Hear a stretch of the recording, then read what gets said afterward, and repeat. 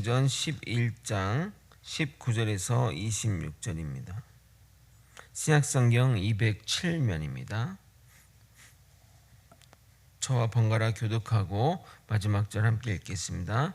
그때 스데반의 일로 일어난 환란으로 말미암아 흩어진 자들이 베니게와 구브로와 안디옥까지 이르러 유대인에게만 말씀을 전하는데, 그 중에 구브로와 구레네 몇 사람이 안디옥에 이르러 헬라인에게도 말하여 주 예수를 전파하니 주의 손이 그들과 함께 하심에 수많은 사람들이 믿고 주께 돌아오더라. 예루살렘 교회가 이 사람들의 소문을 듣고 바나바를 안디옥까지 보내니 그가 이르러 하나님의 은혜를 보고 기뻐하여 모든 사람에게 굳건한 마음으로 주와 함께 머물러 있으라 권하니, 바나바는 착한 사람이요 성령과 믿음이 충만한 사람이라 이에 큰 무리가 주께 더하여지더라. 바나바가 사울을 찾으러 다소에 가서 만남에 안디옥에 데리고 와서 둘이 교회에 1년간 모여 있어 큰 무리를 가르쳤고, 제자들이 안디옥에서 비로소 그리스도인이라 일컬음을 받게 되었더라. 아멘. 한 사건에 대해 다른 관점으로 보던 그 사람들이 성령 안에서 하나가 되어 하나의 관점을 바라보게 되자 주님이 가라고 하는 그 사명에 탄력을 받게 됩니다. 사도 베드로에 의해 이방인에게 복음이 전파되므로 복음이 이방인에게로 나아갔고, 이어지는 본문 가운데 본격적인 이방인 전도의 기록이 펼쳐질 것입니다. 모든 사건들이 시줄과 날줄이 되어 좋은 일도 나쁜 일도 자 주님의 뜻 가운데 움직여가는 것을 보게 될 것입니다. 그러므로 우리에게 일어난 일들을 가볍게 여기지 말고 그 안에서 하나님의 뜻을 발견해야 할 것입니다. 오늘은 기독교인의 정체성이 정립되는 일이 벌어지게 됩니다. 어떻게 이런 정체성이 주어졌는지 본문의 의미를 살펴보고 그것을 통해 우리의 정체성도 세워져 나가는 시간이 되길 예수님의 이름으로 소망합니다. 스데반의 순교는 초대교회에 무척이나 큰 위협이 되었습니다. 자칫 초대교회 공동체가 붕괴될 수 있는 일이었습니다. 하지만 하나님이 그것을 선으로 바꾸사 복음이 이방으로 세계로 전파되는 기회로 삼은 겁니다. 처음에는 그 흩어졌던 유대인들이 유대인에게만 복음을 전했지만, 그러니까 디아스포라, 그 외국에 살고 있는 외국 유대인에게만 복음이 전파되었지만 그 흩어졌던 디아스포라 유대인에 의해서 헬라인에게, 왜냐하면 거기 살던 사람들이니까 그 헬라인에 대한 어떤 거부감이 좀 덜했기 때문에 그 사람들에 의해서 헬라인에게 복음이 전해졌습니다. 그 이야기가 오늘 읽은 본문에 기록되어 있습니다. 19절에서 21절까지 읽어드리도록 하겠습니다. 그때 스데반의 일로 일어난 환란으로 말미암아 흩어진 자들이 베니게와 구브로와 안디옥까지 이르러 유대인에게만 말씀을 전하는데, 그 중에 구브로와 구레네 몇 사람이 안디옥에 이르러 헬라인에게도 말하여 주 예수를 전파하니 주의 손이 그들과 함께 하심에 수많은 사람들이 믿고 주께 돌아오더라. 여기 성경에 기록된 그 지명들에 대한 위치와 그것도 설명을 좀 드리도록 하겠습니다. 베니게는 지금 그 레바논 지역으로서 지중해 연안 그 지역, 그 전체를 의미합니다. 이곳에 그 유명한 두로와 시돈이라는 그 중요 도시가 있습니다. 구브로는 지금으로 말하면 지중해에 있는 키프러스 또는 사이프러스라고 하는 그 섬을 말하는데, 바나바가 이 섬의 출신이기도 합니다. 안디옥은 로마 황제 안티오쿠스의 이름을 따온 도시로서 그 당시 때는 로마와 또 이집트에 있는 애굽에 있는 알렉산드리아와 그 다음가는 큰 도시로서 지금의 터키의 안타카이를 말합니다. 안디옥은 그 당시 50만이 넘는 인구가 살았는데 그 중에 유대인이 2만 5천에서 5만 정도로 추정될 정도로 많은 인원이 살던 도시였습니다. 20절에 보게 되면 안디옥에서 헬라인에게 복음이 전파되는 일이 일어났고 수많은 사람들이 주께 돌아오는 일이 벌어지게 된 것입니다. 이 소식이 유대 예루살렘 그 예루살렘 교회에 전해졌고, 그리고 예루살렘 교회는 그 안디옥에 바나바를 파송하게 됩니다. 바나바가 도착해 보니 정말 이 사람들의 어떤 그 믿음의 그런 모습들, 그것을 통해서 좋은 텃밭임을 깨닫고 그곳에서 교회를 시작하게 됩니다. 그래서 안디옥 교회 일대 목사로 바나바 목사가 청빙받은 겁니다. 좋은 텃밭에 좋은 목회자가 오니 더욱 안디옥 교회는 부흥했습니다. 기록에 의하면 안디옥 교회가 예루살렘 본 교회보다 더 커졌다고 하니 청출어람의 대표적인 예라 하겠습니다.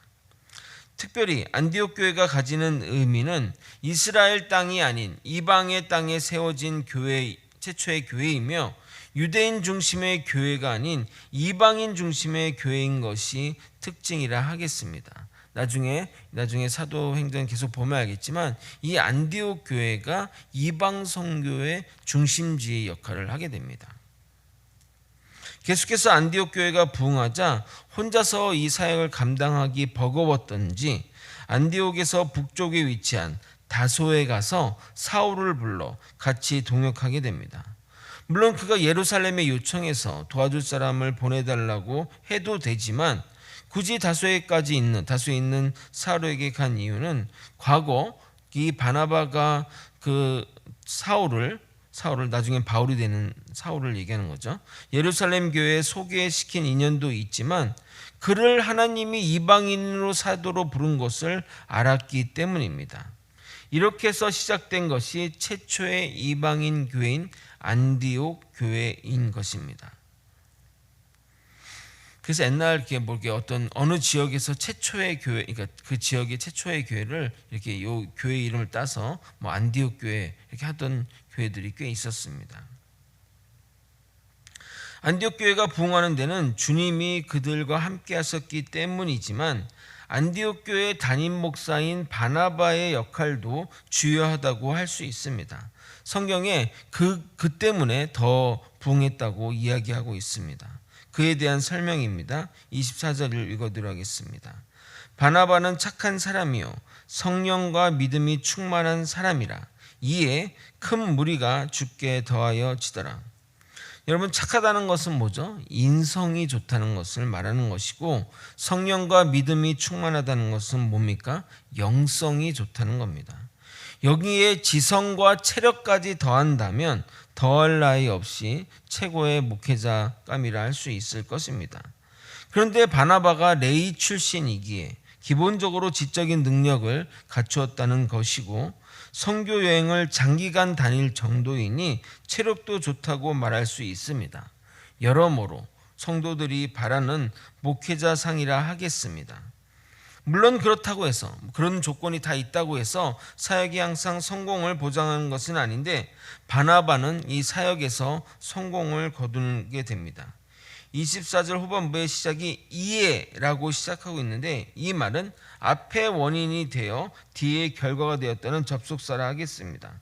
그러니까 바울의 어떤 착한 성품, 좋은 인성과 또 훌륭한 믿음의 모습으로 인해 큰 무리가 주께 더하여진 것입니다. 여러분, 이 바나바의 이름의 뜻이 뭐냐면 위로의 아들 또 권면의 아들이라는 이름의 뜻인데 이 바나바는 정말 그 이름에 맞는 그 삶을 살아가게 됩니다. 사람들이 거부하는, 무서워서 거부하거나 여러 가지 이유 때문에 거부하던 사울을 세워 하나님의 일꾼이자 이방인의 사도로 삼았고, 선교가 힘들다고 도망간 마가를 이끌어 성경을 쓰는 마가로 만들었기 때문입니다. 사람을 권면하고 사람을 또 사역에 실패해서 그 좌절한 그 사람을 위로하고 그리고 세워서 정말 하나님의 일꾼으로 만드는데 탁월한 재능이 있다 할 수 있겠습니다. 사도행전 4장에 보게 되면 자기의 재산을 팔아 교회 재정에 헌신한 사람이기도 합니다. 여러모로 정말 주께 헌신된 사역자를 하겠습니다. 사람마다 어떤 이런 그런 좋아하는 어떤 목회자 상이 있잖아요. 뭐 사도 바울 같이 이렇게 막 선교하면서 또 복음을 전파하는 사람도 있지만 저는 개인적으로 이 바나바 목회자를 좀 좋아하고 저도 그런 좀 사람이 되었으면 하는 그런 마음들이 있습니다. 26절을 여러분이 한번 읽어보도록 하겠습니다. 함께 읽겠습니다. 시작. 만남에 안디옥에 데리고 와서 둘이 교회에 1년간 모여 있어 큰 무리를 가르쳤고 제자들이 안디옥에서 비로소 그리스도인이라 일컬음을 받게 되었더라. 바나바는 사울과 함께 안디옥 교회에서 동역하면서 1년간 성도들을 가르치고 훈련시켰더니 그들의 정체성이 생기게 된 것입니다. 그래서 그들은 자랑스러운 이름 그리스도인, 예수 그리스도를 따르는 자들이 된 것입니다. 그전에는 유대교의 한 분파 또는 유대교와 결이 다른 자들이라고 인식되었는데 이제는 예수님의 삶과 죽으심, 부활과 승천, 그리고 예수님이 하신 말씀과 사역의 의미를 배우면서 그리스도의 삶이 어떠한지 깨닫게 되었고 그러한 삶의 방향으로 살아갔기에 그리스도인이 그들의 정체성이 된 것입니다. 그리스도인이라는 정체성은 먼저 그들에게 생긴 것이고 그런 기간이 한동안 지속되다가 그들의 사는 모습을 보면서 주변 사람까지 느낄 정도가 되면 공식적인 정체성이 되는 겁니다. 저는 평신도로 살다가 목회자가 되었기에 처음에는 성도님들이 저를 전도사로 부르거나 또 전도사로 대하는 것이 스스로 어색했고 삶의 모습도 정말 처음에는 전도사답지 않은 모습을 보이기도 했습니다. 그러나 시간이 지날수록 점점 익숙해졌고 말과 행동이 목회자다워졌습니다. 이제는 저가 목사라는 것 그런 것이 내 살과 같아서 너무나 당연한 옷이 되었습니다. 그것은 제 아내가 증인입니다. 과거에 제가 어땠으며 지금은 어떤지 말입니다. 최근에 거제시 교향악단이 공연하는 공연을 갔는데 거기서 사회자가 나와서 연주할 곡을 설명하는데 자꾸 사회자 말끝마다 제가 아멘, 아멘해서 얼마나 당황스러운지 그냥 성경적인 얘기는 아닌데 그냥 뭔만 하면 그냥 아멘 아멘 해서 야 이게 참 이렇게 참 저 스스로도 좀 당황스러웠습니다. 과거에는 저를 모르는 사람에게 목사라고 소개하면 정말 목사님이세요? 라고 하는 분들이 많았는데 지금은 목사라고 소개하면 왠지 그럴 것 같았어요 라고 하는 분들이 많아졌습니다. 이처럼 정체성은 스스로 먼저 확립하는 것이고 그러한 삶의 모습으로 살아갈 때 남들도 인정하는 단계에 이르게 된 겁니다. 근데 이제 안디옥 교회가 그렇게 됐다는 겁니다. 그리스도인이라 일컬음을 받게 됐다고 얘기하기 때문입니다. 우리 거제 소망교회도 이 거제 면에서 우리 성도만 봐도 저들은 거제 소망 교인이구나 하는 정체성이 생겼으면 좋겠습니다. 잘 되는 교회는 반드시 이러한 정체성이 있습니다. 우리 교회가 이 지역에 빛된 교회가 되어 과거의 오명을 벗어버리고 주님의 영광만 드러내는 교회가 되길 예수님의 이름으로 소망합니다.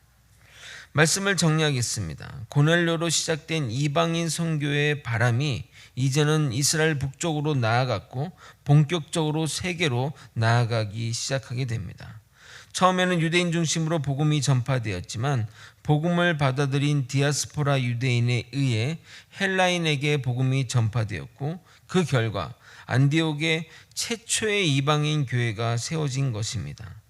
예루살렘 교회는 안디옥 지역의 책임자로 바나바를 보냈고 그로 인해 교회가 세워지고 굳건해졌으며 또한 그의 훌륭한 인성과 영성으로 인해 더욱 부흥하게 되었습니다. 혼자 그곳이 감당이 안 되자 다소에 있는 사울을 불러 동역했고 1년간 안디옥 교회 성도들을 잘 양육하자 드디어 그리스도인이라는 정체성을 가지게 되었습니다. 본인들 스스로 그 정체성으로 살았고 남들도 그 정체성을 인정하는 단계까지 간 것입니다.